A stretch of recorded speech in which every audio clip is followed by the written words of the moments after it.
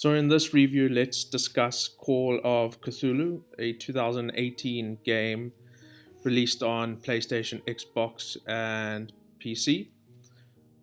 So, is it worth a buy? My general impression, as I will suggest throughout this review, is that I'm very mixed on the game. It has some good elements, but it also has a lot of bad elements that I think we need to discuss. So we can begin with the story. The story starts with you in the office of a detective or private detective called Edward Pierce. You are then commissioned by a specific person to visit an island called Darkwater and investigate a circumstance. So these circumstances around the death of a family, the Hawkins family. And as you progress through the game, you realize that the death of the family was not caused by, well, there's more to the picture and the situation than is initially advertised in the game. So there's quite a few other characters you will meet in the game. None of these I felt were amazing or exceptional, but they're there to progress the story. They will explain certain details and elements to you, and you'll find how they are a part of this investigation. So very much so, Call of Cthulhu is a combination of a detective game with survival horror elements. It's not, I wouldn't classify it as deep horror. It's definitely not on the level of some of the other rather horror like games like The Evil Within. But there are some creepy moments in Call of Cthulhu that I think do push it in the survival horror direction. So let's continue with looking at Pierce and some of the components to him as a character. I liked him as a main character. I thought he's not exceptional. None of the characters in the game are exceptional in any sense, but he's good, and through him, you progress and continue in your investigation and the story of uncovering the mysteries of the death of the Hawkins family. He has a skill tree which you can upgrade as you level up.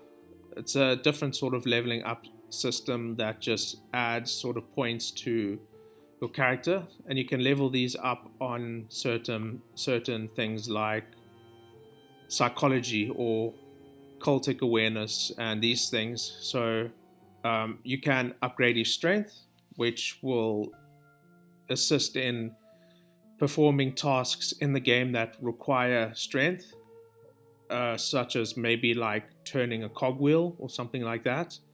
You get some.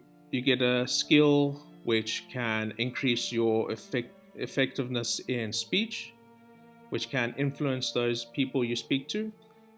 And that's a good point to note that a lot of the speech is optional in the sense that you get to select how you respond to others, and it gives a sense of guiding the story further.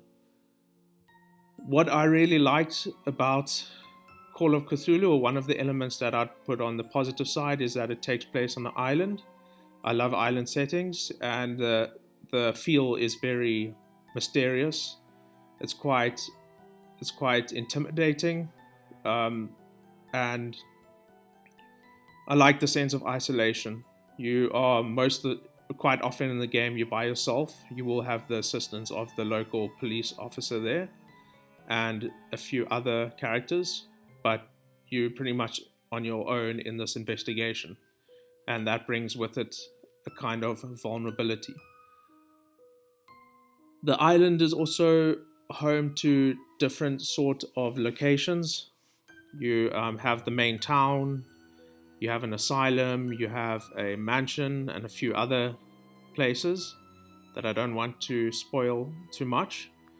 But each of these are different, and they're often separated by load screens, and the narrative as it progresses. There is a scary monster that you'll have to deal with in the game on certain encounters.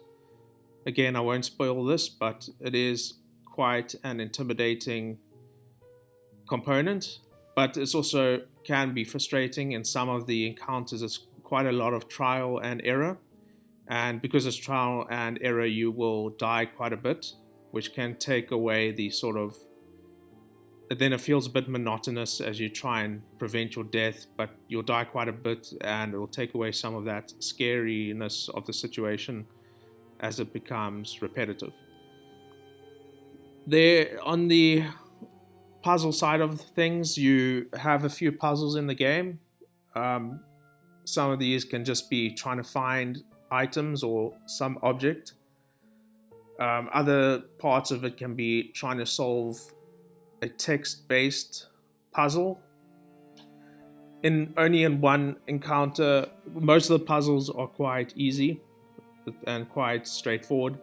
In one of the puzzles, I had to seek out a guide because it was really difficult. But in general, there are just a few puzzles and they shouldn't be too much of a problem. Then some of the bad side or some of the negatives of the game is we can begin with like some of the dialogue. The lip syncing is pretty terrible.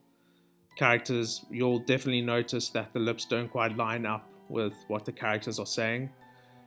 The graphics are also not great. They are quite behind their time.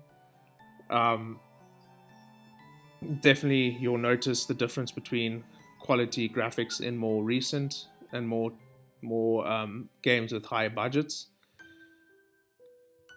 Really bad in the graphics is the character models. The character models look very waxy. They lack detail, and just the way they move and animate isn't good at all.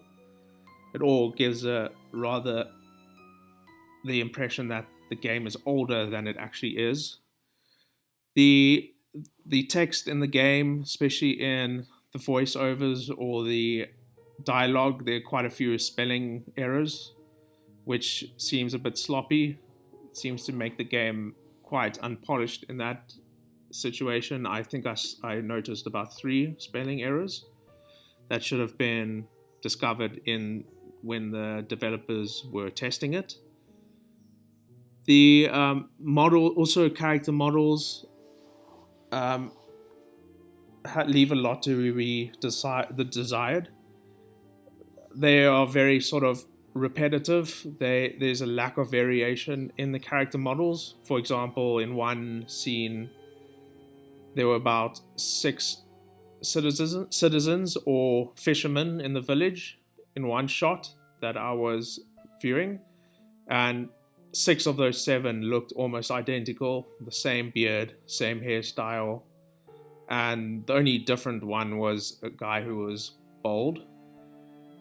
So I don't know what explains the lack of variation in the character models, but it's definitely noticeable, and also it just seems like the game's a bit unpolished in this department. So I'm quite mixed on Call of Cthulhu. It's not a terrible game. It works quite well. I mean, it does what it was created to do, which is investigate a mysterious circumstance and eventually progress to the end. There are a lot of twists, there are a lot of turns in the story. The narrative is not bad, and it'll lead you in a certain direction which you might not be expecting. On the other hand, there's just a lot that's not great in this game that does bring it down. So if I had to give a recommendation on Call of Cthulhu, I would suggest it's worth playing, but at a very budget or reduced price. I'm sure if you have the funds to purchase it at a reduced price, it'll bring some enjoyment.